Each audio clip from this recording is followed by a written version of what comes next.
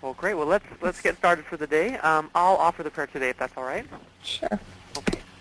Our dear Heavenly Father, we're very grateful for the opportunity that we have to see Thy hand in history. We're grateful for the beauty of the earth and the beauty of its creations and the creations of Thy children. We ask Thee to please help us as we study the art and music of the age of the American Revolution this day, that we might be inspired and uplifted through good media. We pray for these things and ask Thee to help us. In the name of Jesus Christ, our Savior. Amen. Amen. Okie dokie. Well, I'm really excited because we get, as we talked about, a little bit of cultural enrichment, if you will, to help us understand the context of the times of the American Revolution. Of course, broadly considered, 1763 through, the new republic. And so if we look here on a class schedule, I just wanted to go, because there is something that's coming up that will be important to note. So of course here we have Monday, the 12th. We have Wednesday, the 14th, so we'll have class on both of these days. Today will be 4Ring music and art of the Revolutionary era. And then on 10/14, we're going to read James Otis, which will be a lot of fun. And then Wednesday, we'll discuss Otis. Okay. And so then what I want to point out here is that our next class will be a week from Wednesday because of the fall break. Mm-hmm. And so we won't have any classes on Thursday or Friday or Monday. And then we'll come back on Wednesday. Okay. And so for Wednesday the 21st, then we'll read Daniel Delaney. I have some questions to guide your reading there. And then we'll discuss Delaney on the 21st. Okay, and I did want to let you know that I probably won't be here on Wednesday because my daughter has a play that she's in at the school that I need to go to. So. Okay. Okay. Well, thanks for letting me know. Okay, and so good afternoon, Mr. Anderson and Mrs. Godlewski. Hi, can you hear me? Yes, I can. Oh, yay. Yay. It's always good. Hi, Mr. Anderson. Hi. Glad you can hear Wendy and can Yeah. speak. That's right. Definitely. Well, I was just pointing out if you looked at this class schedule here for the 12th through the 21st, I just want to point out and alert you to this fall break, which will be the 15th through the 19th, which means that we won't have tutorials on Thursday or Friday, and then also we won't have class on Monday. So that means that after this Wednesday, our next class will be next Wednesday, October 21st. Okay? Great. Great. And that of course will stay up there for you in case you want to look at the details again. Well, let's jump right in. I'm excited this afternoon. Going into the view. And has Brain Honey been working for everybody? Yes. Good. Okie dokie.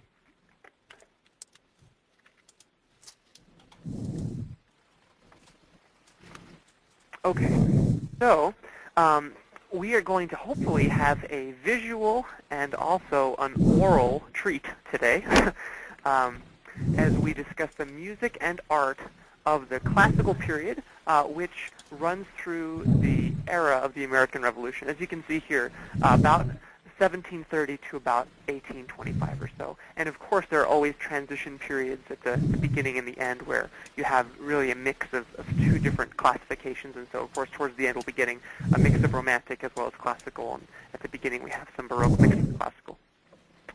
But what I wanted to do is I wanted to start out today, and I wanted to listen to Joseph Haydn, his Symphony Number 94 here in G major. This is the second movement.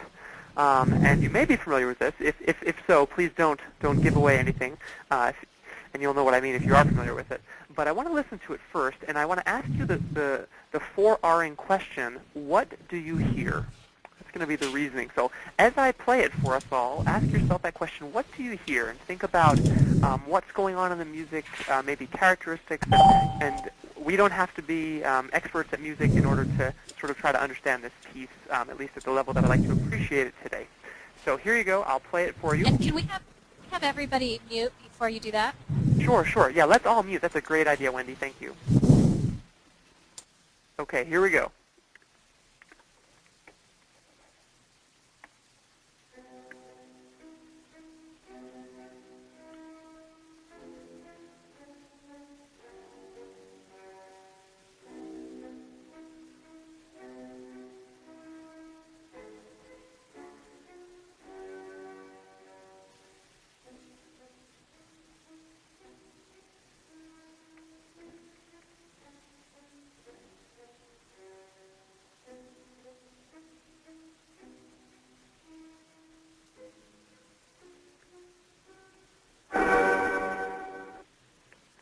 Okay, that's the first piece.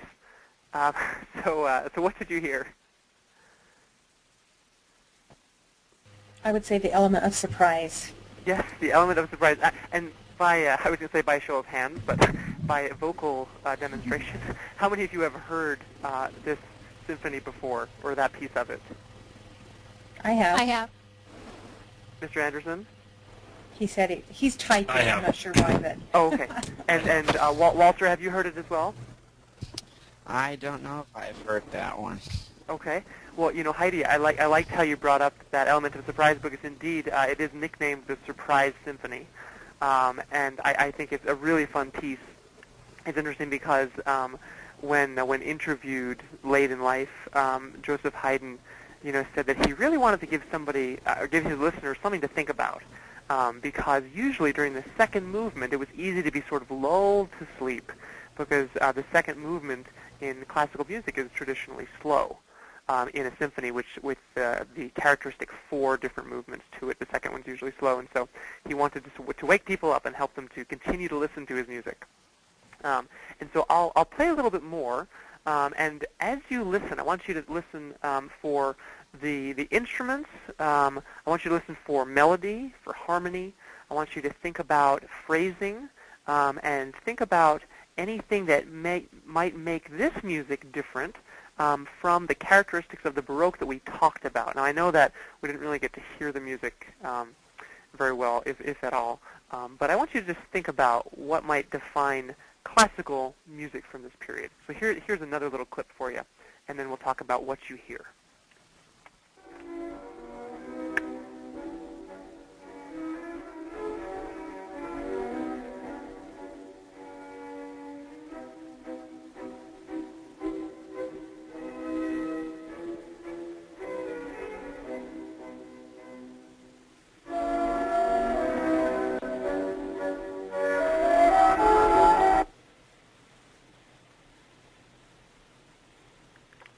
Okay, so what did you hear there in that selection?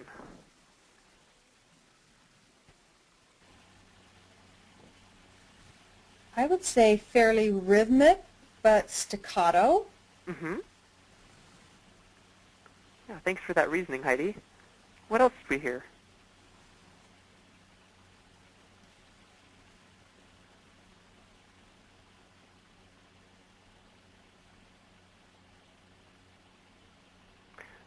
Walter, Well, did you hear anything in particular? Go ahead, Mr. Anderson. Repeating melodies, similar to what we heard in water music of the Baroque period, so I see some similarity. Mm-hmm. Yeah, thank you for that, and I appreciate that connection back to water music. Walter, what about you? Well, like as it has already been said, it was kind of, I don't know, like rhythmic and staccato, like it's already been said. Mm-hmm. Kind of, yeah. Yeah, yeah. Well, I think it's interesting to me that the music being rhythmic and also the notes being staccato, that those things would stick out to 2 of our 4 class members here taking the class. I think it's very interesting. What about you, Wendy? What do you reason from what you heard?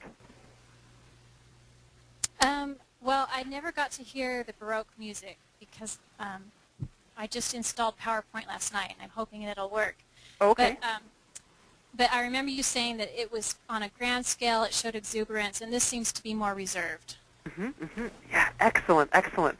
You are all doing such a great job just reasoning out qualities of classical music, because really if we think about the Baroque, and you may or may not remember this, but it was just so ornate, it was very complex, intricate, and classical music is more pure. It's simple, relatively speaking. The romantic music that would follow it, that we'll listen to in a little while, not today, but in the future, was extremely emotionally expressive. And so, as you said, Wendy, this music is very emotionally restrained, which is one of the qualities of classical music. I think it's interesting because classical. Who has a guess about where that term comes from?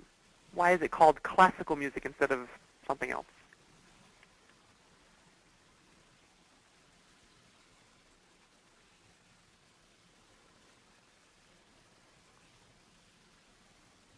I don't even have a guess. I have no idea. No guesses? I have a guess. Does it come? Go ahead. Well, I would think it refers back to a more classical period of philosophy where there's coolness and logic rather than, although I'm not sure that you can say that's true of every aspect of those time periods. But the romantic and the Baroque meaning rough pearl, romantic having to do more with emotions too, would suggest that, I don't know, in contrast, the classical would be just more logical, more cool and reasoned. Mm-hmm. Yeah, no, thank you for that. And I think it is interesting too because, and thank you for muting whoever did that. I think that helped the sound quality. It's interesting because when you think about the Western tradition, Western civilization, the classical age, as Mr. Anderson was alluding to, it does go back to ancient Greece and ancient Rome. In fact, at this period, in the 1700s, there was a renewed interest in Greco-Roman architecture because of some findings in Herculaneum. And this helped people to sort of rediscover the values of reason, symmetry, proportion, which were ideals of the Greco-Roman period. And so they're trying to revive them here. And it's interesting because in music, as you listen to these pieces, there is that logic to it. There's that restrained emotion. There is a symmetry and a balance. It's very interesting because in the classical music, as opposed to music of the Baroque period, you have these distinct phrases of music with a beginning and an end, and those phrases are used over and over and over again. And so what I want to do is I want you to listen, and I'm going to ask you to tell me what you think the theme or the motif, as it's known, might be, meaning the sequence of notes that is repeated over and over and over again, and then that the composer uses to vary and make variations on a theme.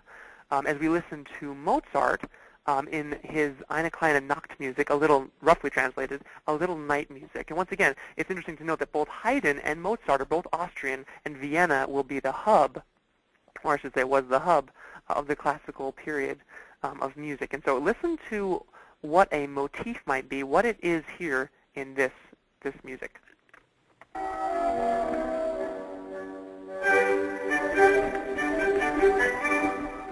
Hold on, we have two going on at once. Okay. Let's see here. Try this again. I'm sorry, we had sound on top of sound. This might be a little bit better.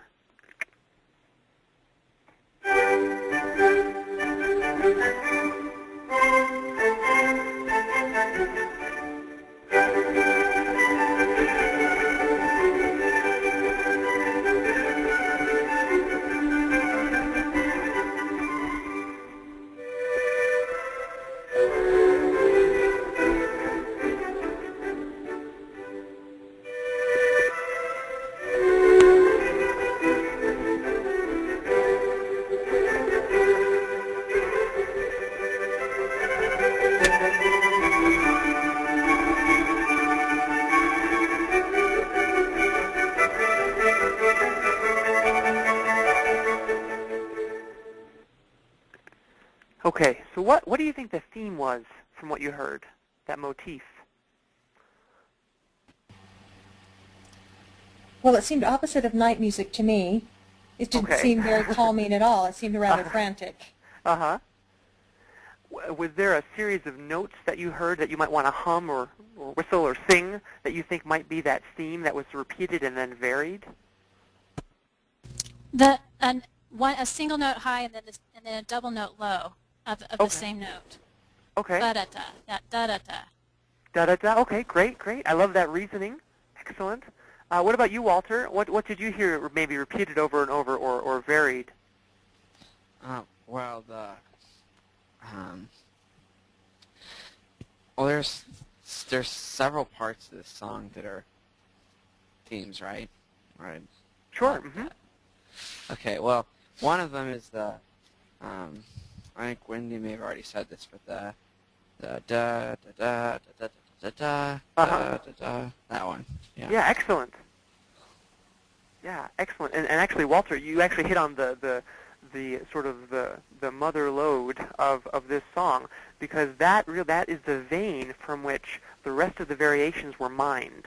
And in fact, that theme is very famous. It's called the rocket theme because it ascends so quickly, da da da da da da da da, very very fast. And so this rocket theme is interesting because the themes in classical music would then balance each other out. Now, there's a really sort of a fun example. Could I get a volunteer to sing "Twinkle Twinkle Little Star"?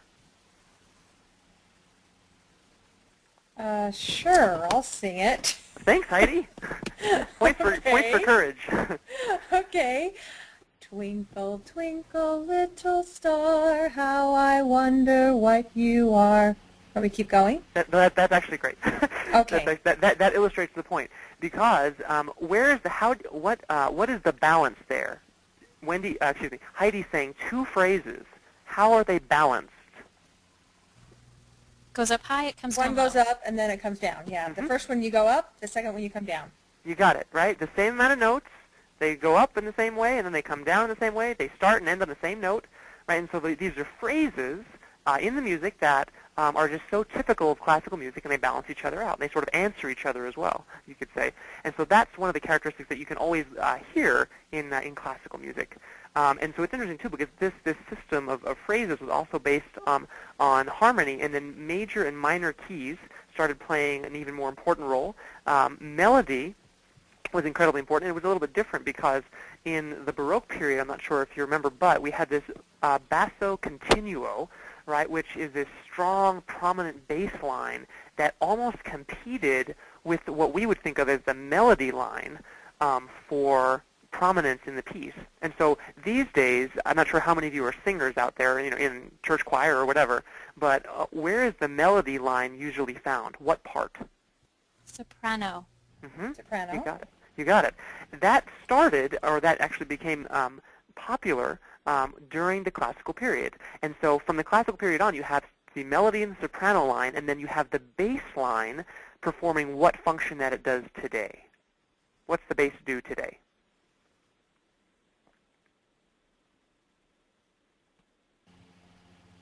Harmony? What? Yeah, all the there you other go. words do harmony, so I'm not sure. Yeah, no, that's right. I think it's so ingrained in us that of course it's harmony, but in the Baroque period it wasn't harmony in the same way. It was, like I said, more sort of a competing melody. But here in the classical period, you have a bass line that harmonizes with the soprano line, and also the lines together form chords. Which is another characteristic of classical music. It's interesting because what type of instrument did you hear that had the melody line in the pieces that we listened to? What type of instrument would you say? Was it a violin? The violin, I kept thinking. I heard a lot of violin. Excellent, right? Violins. And in fact, violins, along with other string instruments from the classical period on, started getting the melody line most often. And so the other instruments would be more of supporting or harmonizing instruments. It's neat because the orchestras from the classical period on would start getting bigger and bigger and bigger. And so as you listen to some of the pieces of, especially once we get Beethoven on the scene, who really sort of straddles the classical period as well as the Romantic period. Classical because of the structure of his music, and then a little more romantic because of the emotion in some of his pieces. But he has this huge orchestra. I mean, just think of his Fifth Symphony, and you have this huge orchestra playing all of these parts. And so that's something that, once again, is very different than the Baroque, where the orchestras were much smaller, even though the music was more ornate and grander. But you have bigger orchestras now playing sort of simpler pieces. And the other thing that's incredibly important is, who knows, if you know, sort of the four different movements in terms of their characteristics in a symphony? Any idea? Anybody? I don't know if any of you play instruments or are familiar with that, but how would you characterize each of those four movements with maybe a word or two?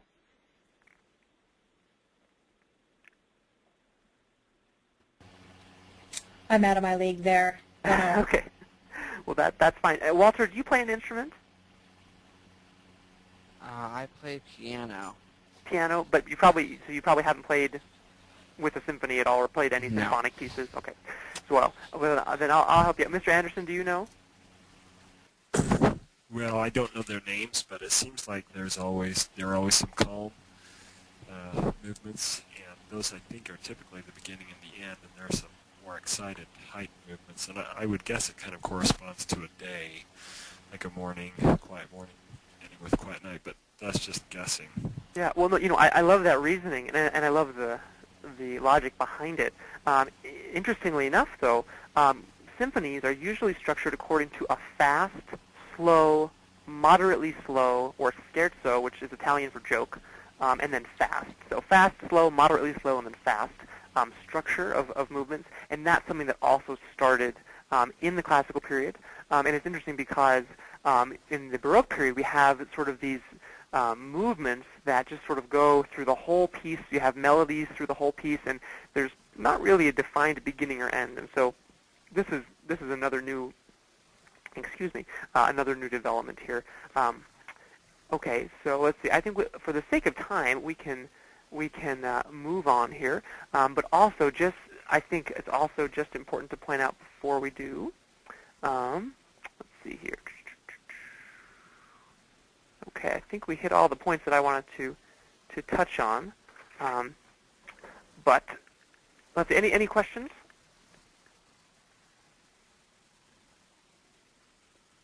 No questions? Okay. Well, before we move then, my final question to you is, how do we relate this? I mean, here we are, this is a sort of a day of cultural enrichment, arts appreciation, trying to understand the type of thing that maybe, I don't know, Washington or Franklin or Jefferson or Madison would maybe relax to. But how do we relate this to ourselves and perhaps the music that we listen to?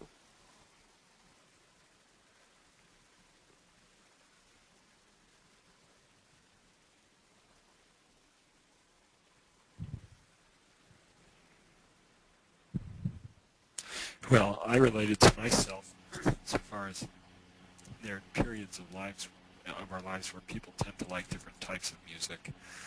I think generally people tend to mellow in their appreciation for music over time. But there are different activities and different periods even of a day when you might enjoy different types of music.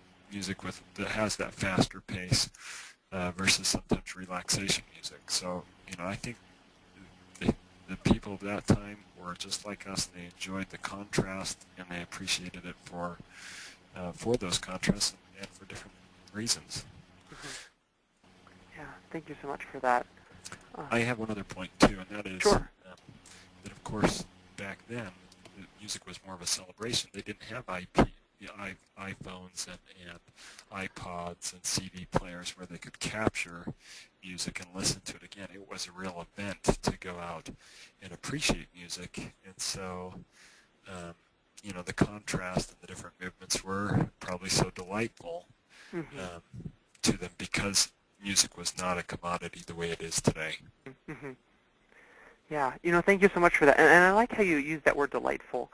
As I think about classical music and music from this period, as well as just a lot of the music I think we'll study this year together, I feel very uplifted by it. I don't hear references to negative things such as drugs or immorality or swearing or anything really vulgar. And I just think of how ennobling this type of music is to the soul, and how listening to it lifts us closer to God and helps us appreciate sort of the highest in human achievement and creativity, rather than the lowest and the basest and the meanest, which I think is sometimes what we get these days in some of the music that's around. And so, I really do appreciate listening to music like this because it helps me feel the Spirit and it helps me feel closer to God. Okay, so now what I want to do is, and I think this should be a lot of fun, so Neoclassicism here. First of all, if we reason, what do you think Neoclassicism means? What about you, Walter? I think that would mean new classic. Yeah. And so, yeah, new classic. Excellent, excellent. And so what would you reason that new classic or that Neoclassicism looks like in architecture? I would think it kind of looks like Roman. Mm-hmm. or Greek, Mm-hmm. but kind of new at the same time. Yeah, excellent, excellent. Wow. That was right on the head there. Well, as we look at this piece of architecture, this is Monticello by Jefferson. Any of you been to Monticello? Unfortunately not. No? Well, maybe we could take a field trip sometime. Good deal. Well, as you look at here, what do you see that may be elements in your reasoning? Once again, if you're wrong, that's okay. But what do you see that may be Greek or Roman in origin as you look at Monticello? The columns for sure. Okay, columns for sure. Excellent. What else? The dome on top. The dome. Mm-hmm. What else? That they're maybe the color, that they're white. Okay, white. Mm-hmm. Yep. Yep. To imitate marble, stone. Mm-hmm. Anything else in the lines or the symmetry? Well, what about the portico that comes out? Isn't that The just made headers up? above the windows and doors. Mm-hmm. Yep, definitely. Both of those things. What about the types of shapes that are used in the architecture? How would you characterize them? Lots of well, yeah, I was going to say lots of rectangles. Hmm? Just classic shapes.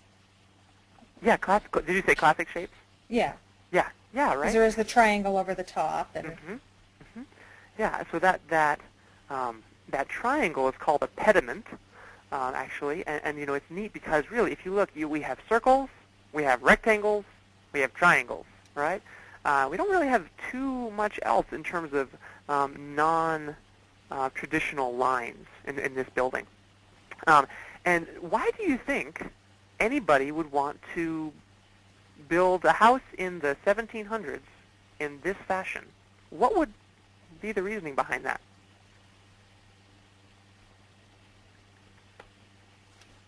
well, I would say two things. They like it.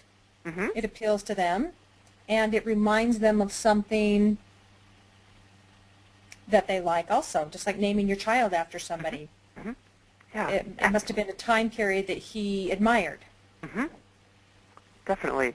Yeah, you know, I really liked what you said there because as we were thinking for a middle name for our son, you know, my wife and I have always been touched by the talks of Elder Holland of the Quorum of the 12 Apostles, and so we loved the name Holland, and we also wanted a tribute to him and to point our son towards Christ and one of his special witnesses, and so we picked that name, right? So just like you said, not only did we like it, but we also liked what it represented, what it stood for, and the person who is the namesake. You know, I think it's interesting because Neoclassicism is intended in the new republic to give the new nation of America legitimacy by linking it symbolically to the grandeur and the ideals of the ancient republics of Greece and Rome. Excuse me. And so why do you think it would be important for the new nation to pick some architectural symbols as part of its new identity? What does that do for a nation?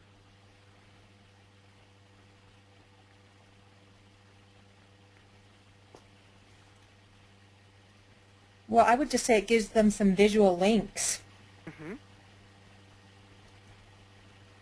Yeah, visual links. What about maybe the way that they think about themselves or what they're trying to tell the world about themselves?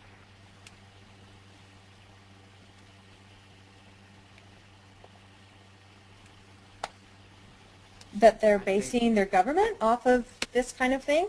Mm-hmm. Mm-hmm. Their way of life?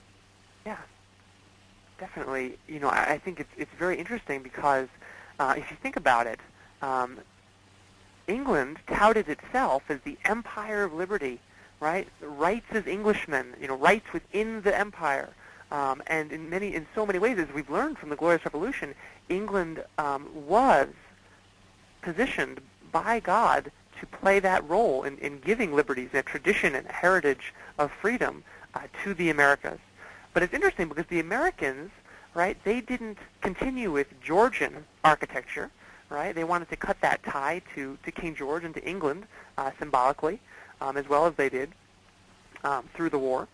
But it's interesting because the Americans in the new nation saw themselves as the heirs of the ancient republican tradition of Greece and Rome. And so they were saying to the world, okay, we are going to carry the torch that was dropped by the ancient Greek democracies, by the ancient Roman Republic before the Roman Empire. And we're going to carry it to its fulfillment. We are going to be the embodiment of all of the values that are good, the virtue, the representation, popular sovereignty, right? It's interesting because even in the architecture itself, you see this sort of logical, solemn, moralizing, pure, you could say simple, timeless, these ideals set in stone or brick or wood. And it's this return to this ancient aesthetic that I think is interesting because as you're trying to give yourself legitimacy among the nations of the world, you make this statement, okay, we're creating a new culture here, and it's going to be linked to the glories of the past. Because, in so many ways, people scoffed at the Americans saying, oh, look at them, this new nation, they're going to crumble, they're not going to survive, there's no way, they're going to crawl back to England in a couple years, And no, America was going to be something different, something better. And I think it's very interesting. So this style here, and we can see this style perhaps even more clearly in Jefferson's state capital of Virginia here in Richmond. But as you look at that building, what do you see that takes you right back to ancient Greece?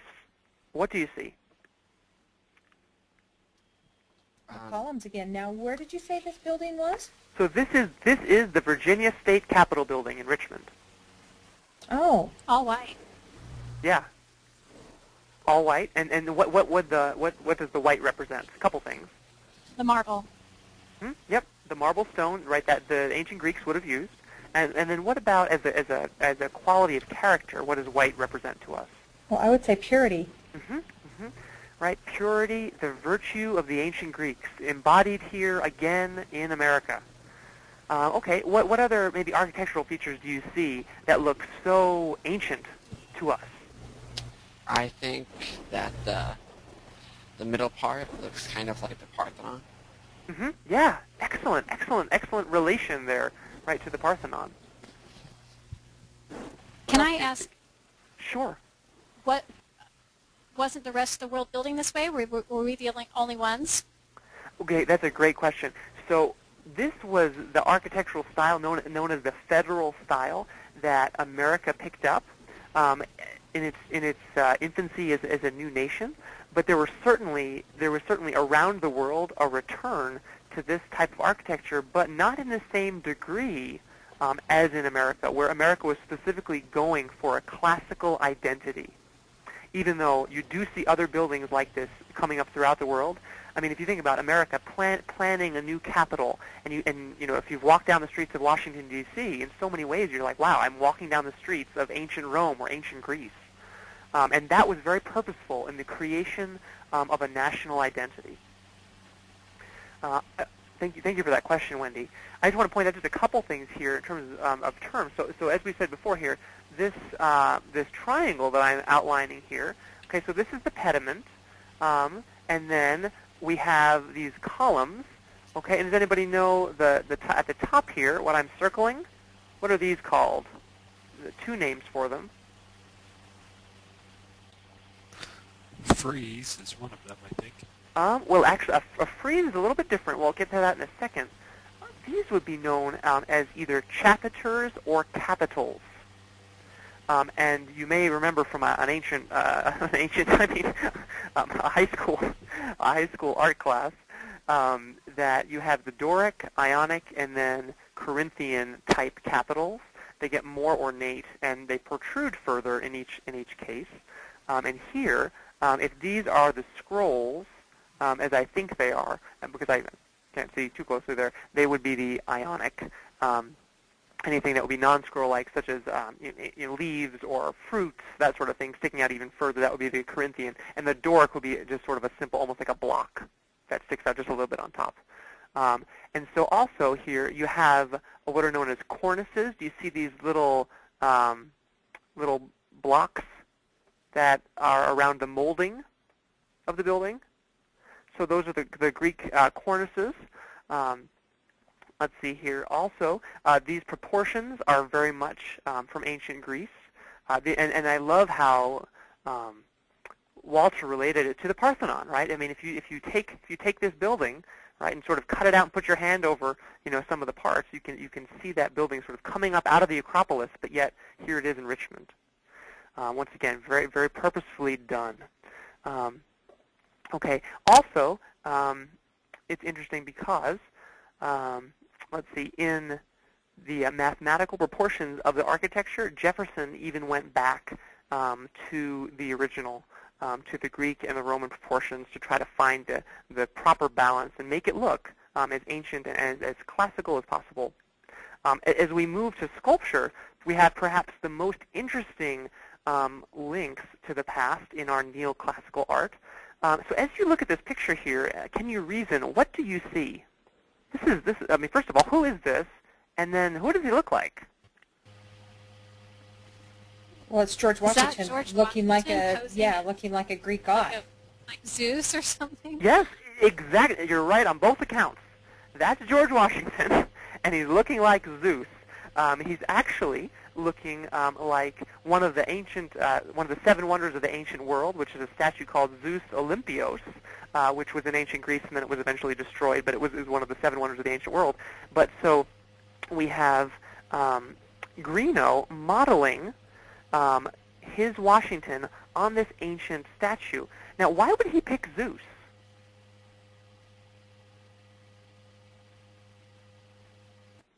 Well, because Zeus is kind of the god of the Greek world, and George Washington, I guess, in his opinion, was the god of America, the New World.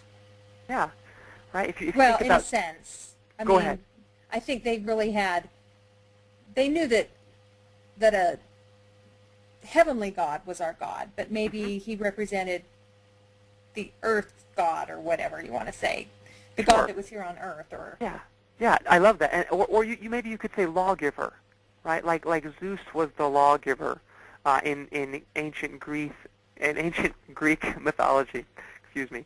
We have Washington here as the lawgiver for the new nation, right? And here's an example. I'm sorry. Didn't they see Moses as the lawgiver here? Well, I'm talking about the lawgiver for in ancient Greek mythology. Okay. Yeah, not the Israelite lawgiver.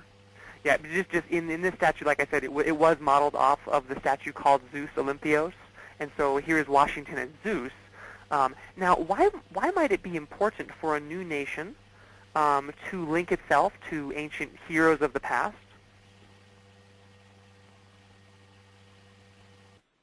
Well, again, for legitimacy. Definitely. What do you think, Walter? Well, it would kind of make them feel kind of maybe, well maybe because the Romans and the ancient Romans and ancient Greeks, they had power, and so if they made art and other things like that, the way they did it would kind of be a symbol of power, maybe. Yeah. Excellent. I love that. The symbol of power, right? Now, if we're talking about symbols of power, if you see here, I'm sort of highlighting around, what is this in Washington's hand, and what is he doing with it?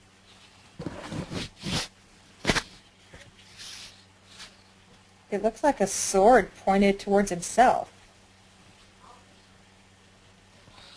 Okay. Now, what might that mean?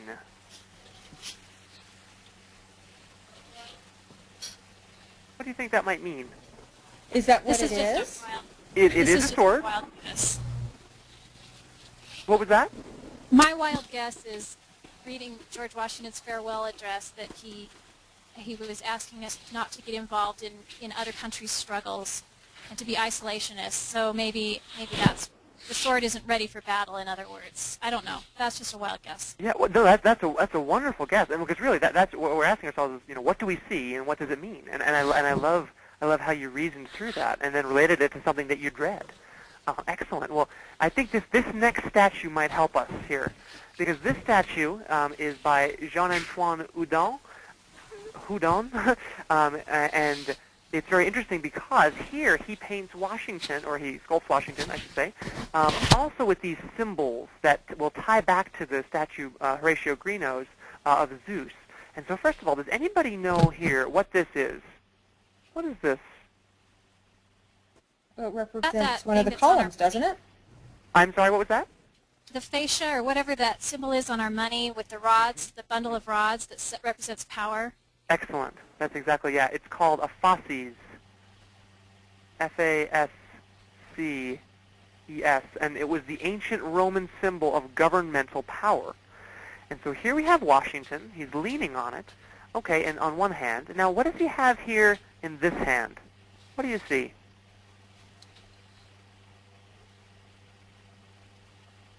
It looks like a cane or something. That's right. And now think about it. So we have the fasces here. We have a cane here. What about behind him? What might that be? Is that a plow? It is a plow. That's right. Okay. What message do you think? Can you reason out the message of the sculpture here with these different symbols in Washington dressed in his commander-in-chief uniform of the Continental Army? Well, I would imagine with the, how do you say it? Fasces? Fasces. Fasces. With that and the plow, it's representing different aspects of his life. He's a farmer. He's also got power within the government, but I'm not sure what the cane would mean. Yeah. What other? That's excellent, Heidi. What else? Maybe- What else? Any other guesses? The fact that he wore his life out in service to his country, that he's mortal and that he's going blind and getting old. I don't. Yeah. Yes. Yeah. The speech at Newburgh. Right. I think a reference to that. Yeah. Definitely. So here is Washington as Cincinnatus. Anybody know who Cincinnatus was? Told me. He was, when I asked you, had anyone else voluntarily given up power, you said that he had. That's right. Yeah, he was the Roman. He was like a farmer guy, and the Romans wanted him to come and rule for them because they were under attack or something. And he came and like kind of saved them from this crisis, and then returned to just being a farmer and gave up the power that he had been given. Excellent, Walter. Wow, where did you read that? I can't quite remember. Well, that was right on. Nice job. I'd give you a high five if I could through the phone. Definitely. So we have Cincinnatus, right? He's a farmer. He's a Roman consul, like a senator. Okay, and then we have the Achaeans, the Sabinians, the Sabinians, and the Volscians, and they all attack Rome. And this is about 500 BC. Okay, and because he's known as someone who is a strong leader, the Roman Senate comes to him and they say, please be the dictator. That's what they called it. Basically, be the ruler. Help us defeat these forces. Well, he becomes the dictator. He helps them defeat the forces. And just like Walter said, as soon as the forces were defeated, he handed back the power and went back to his farm. Just like Washington. He knew how to use power and he knew how to give it up. He didn't let power corrupt him. His life was based on virtue, on selflessness, on civic sacrifice, and civic-mindedness. And these were qualities that the new American art tried to embody because they wanted them to be qualities of the new republic and of one of its new heroes, Washington, so that they would be able to link themselves to the great stories of the past. So are you saying that there's a statue of Cincinnatus with these same three objects that he's imitating? Okay, okay. And so why the cane then? Oh, well, the cane was just another part of the farmer motif here. Walking his land. Also, how he's grown old in the service of his country, like you mentioned. How he's sort of worn out his life in service. Okay. And then also the owner of a plantation, basically not a professional soldier, but someone who's coming as one of the landed gentry, coming to serve. And you think about it, he had 8 years as commander-in-chief of the Continental Army, and then what did he do? He stepped down. He had 8 years as President of the United States, and then what did he do? He stepped down. So 16 years of service, and then both times he stepped down. Quite remarkable in the history of the world. Okay, and so I have some portraits here because, of course, there's lots of great art going around, but I wanted to just show you some of the pieces that have really come to become known as some of the finest representations of early American art from the Revolutionary period. And this is an interesting one here. You probably know who this is. Any guesses? Paul Revere. Paul Revere. So this is John Singleton Copley, actually a loyalist. He would flee to England once Thomas Hutchinson left in June of 1774.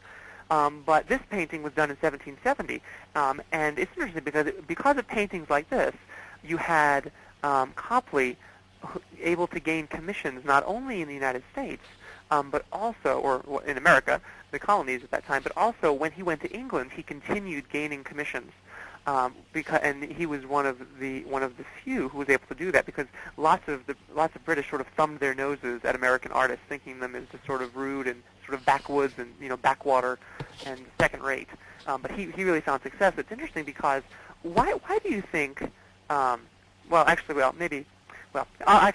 it this way. Why do you think portraits were so important back then? There wasn't photography. Yeah, great. And so what does a portrait do for you? Helps you remember the person. Okay. Who do you think could afford something like this? Only the rich people. Okay. Excellent, right? So we have the rich people.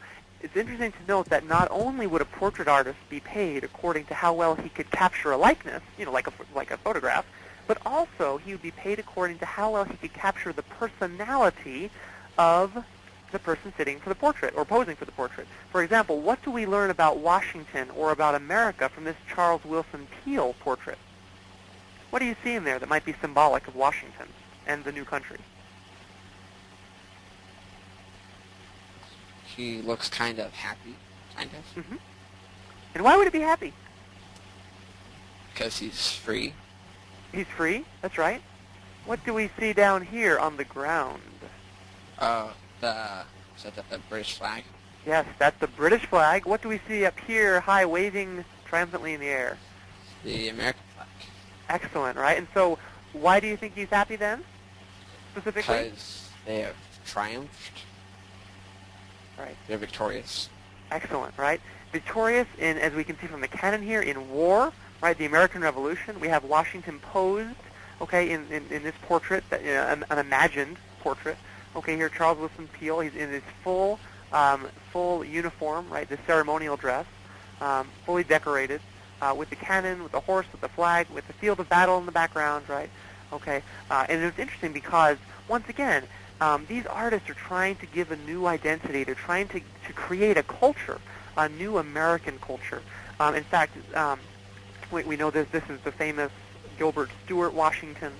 Once again, trying to create him as this new classical hero for a modern age, trying to establish credibility in this separate American culture. But I wanted to spend our last maybe 2 minutes here on this painting.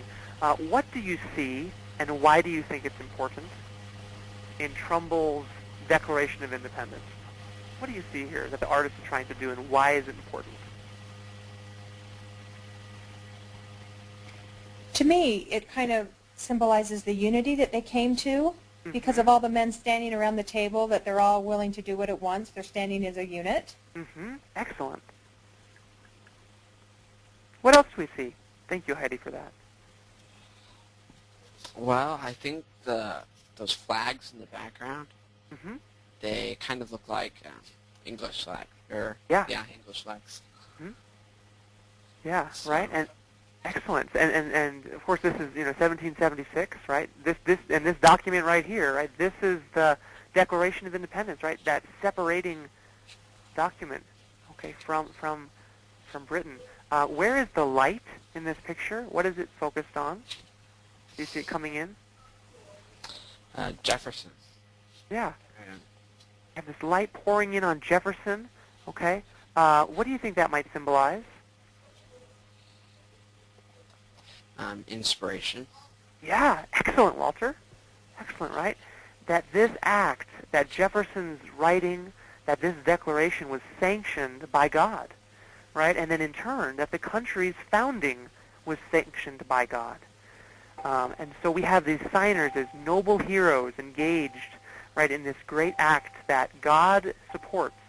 And it's interesting because, think about it, if you're trying to create a usable memory, right, that could create this new imagined community. Because if you think about it, right, being part of a culture, it's something that's more imagined, that's something that's more felt, right, than anything really tangible.